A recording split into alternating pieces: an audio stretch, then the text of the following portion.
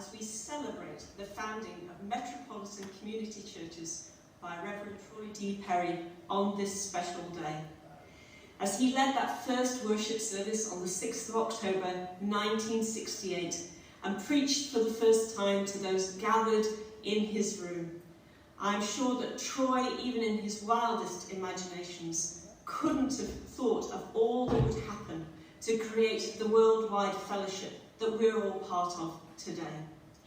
I personally am so grateful to Troy for listening to that still small voice of God calling him to bring this church into being.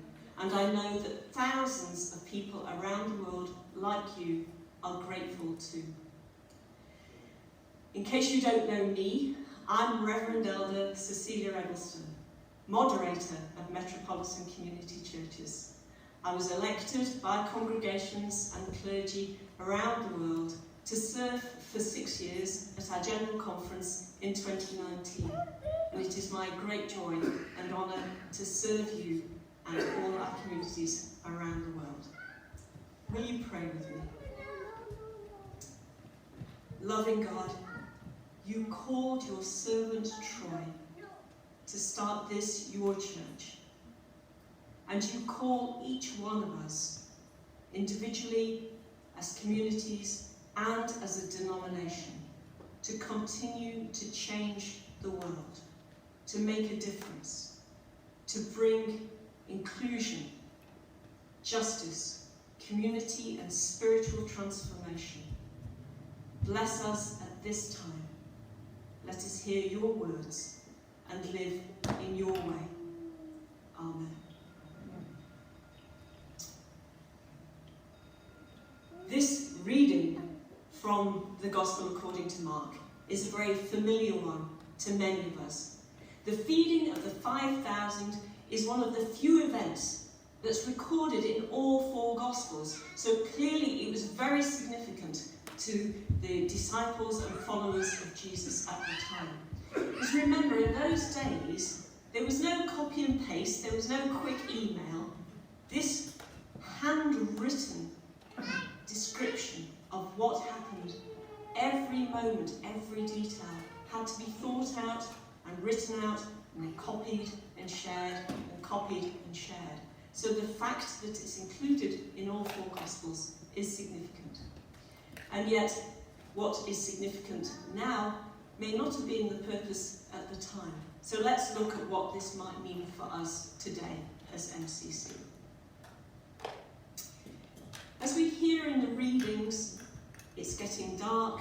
There's this huge crowd listening to Jesus. They followed him.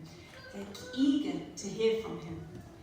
But it's the disciples that say, the crowd is hungry. It's getting dark. Remember, in those days, no public liability insurance, probably trip hazards everywhere. We also hear that the disciples are tired and hungry. Jesus wants to take care of them. So there may be some self-interest here. It's like, if they all go away, then we can eat. But it is the disciples that notice the need. They can see the situation, but they don't know that they can resolve it, other by sending the crowd away. Jesus, however, sees it another way. He challenges the disciples to feed this vast crowd. Your mission, should you choose to accept it, is to feed these 5,000 people on a hillside without any catering facilities. You can just imagine, can't you, the response, the eye-rolling, the tutting that must have gone on. Seriously? Do you know how much it would cost to feed this lot? And besides, we have no matching tablecloths and napkins. It's just not going to fly. They don't see how it can be done. Mission impossible.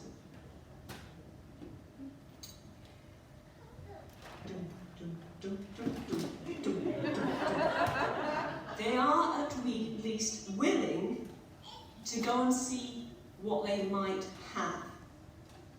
5 loaves and 2 fish. John's Gospel is the one that tells us that it's the boy in the crowd who has these items. That amount of food would barely make a meal for 5 people, let alone 5,000. More tutting and exasperated expressions, I expect. Interesting, isn't it?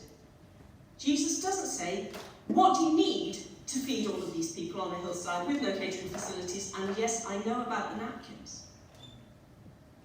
Jesus says, what have you got? How many loaves do you have? He asked. Go and see. Jesus works with what's already there and makes it more. He blesses the loaves and the fish. Somehow from this small beginning, everyone is fed and there is plenty left over. The disciples are the ones that want the crowd to be safe and to be fed. They just can't see how they can do it. By being willing, however begrudgingly, to shuffle through the crowd and find these small items of food, the disciples are helping to start the miracle process. With human effort and divine blessing, this has become mission possible. Over 5,000 people are fed. And over 2,000 years later, we are still talking about it. Troy Perry started MCC with what he had. A strong faith, a great vision, and a space to hold a worship service. He also had good friends, and he was willing to ask for help. A Congregationalist minister lent him a preaching robe. Friends lent him trays so that he was able to serve communion. Another friend helped him to get the advert in the Advocate magazine to publicise that worship service. Troy was willing, just like the disciples, to see what God's people needed. And he was always also ready and willing to go and see what he had in order to help fulfill that need. Despite all the eye-rolling and cynicism that Troy encountered, he kept going. He knew that just like the hungry crowds listening to Jesus, God's people, God's rainbow people, God's LGBTQI people needed feeding. And God took that small beginning in a lounge in Reverend Troy Perry's home. And God used that and created a miracle. Something that so many thought would be mission impossible. A global church for all people, with a special and particular outreach, founded in and rooted in the LGBTQI community. This amazing thing, this mission impossible, became possible. A miracle that we are all part of. A miracle that continues through your ministry today. I know, just now, many of us are exhausted. We are still experiencing isolation, challenging health conditions, financial challenges. There is grief, uncertainty, and loss. Pastors, I know that you are weary to your bones. Church is a whole new ballgame, and we are ministering in ways that we just didn't imagine 2 years ago. And Troy perhaps never even imagined over 50 years ago. Some days, just to get out of bed and to keep going is miracle enough. And yet, we are still here. We are still serving. We are still feeding God's people. We are faithfully responding to the needs that we see in our local community and in the wider world. We are feeding the hungry, clothing those who are homeless, offering a welcome to the refugee and asylum seeker. We are offering a safe spiritual home to those who are struggling with their sexuality, their gender identity, their spirituality. We are challenging racism and other oppressions.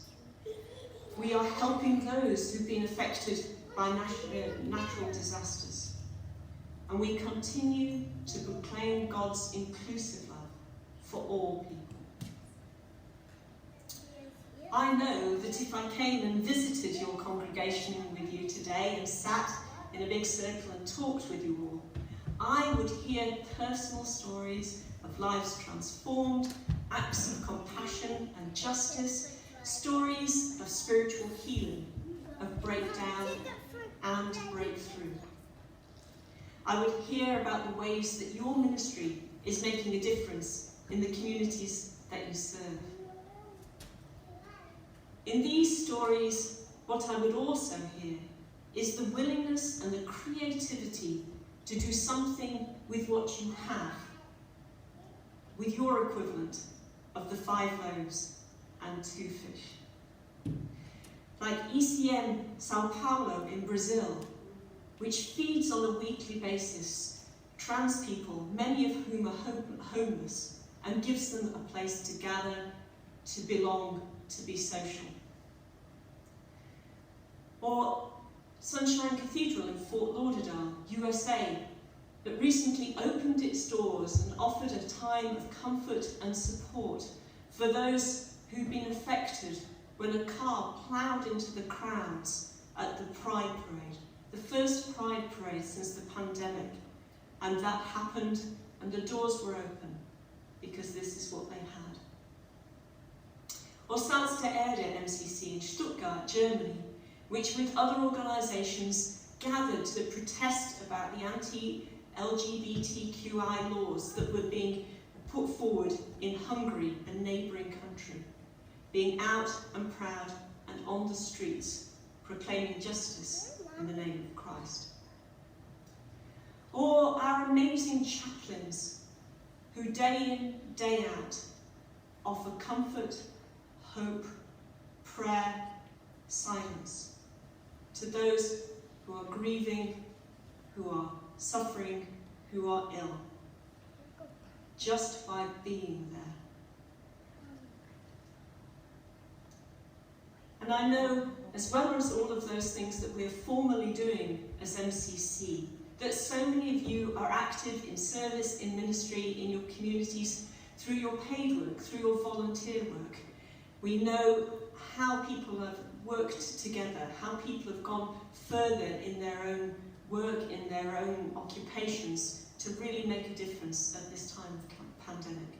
So thank you to each one of you for all that you are doing.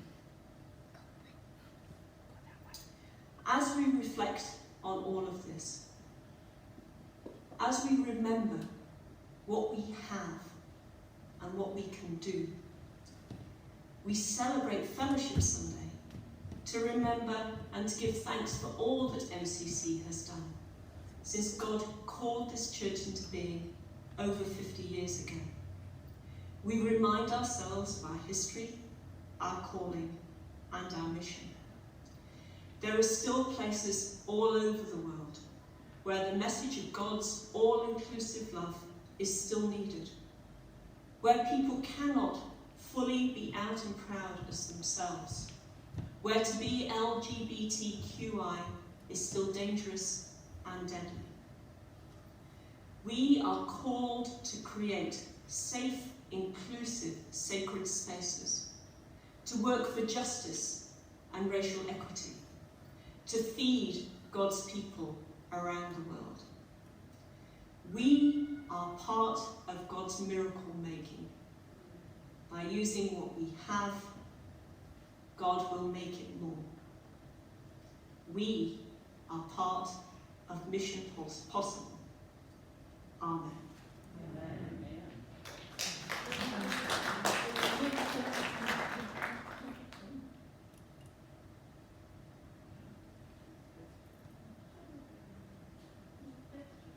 There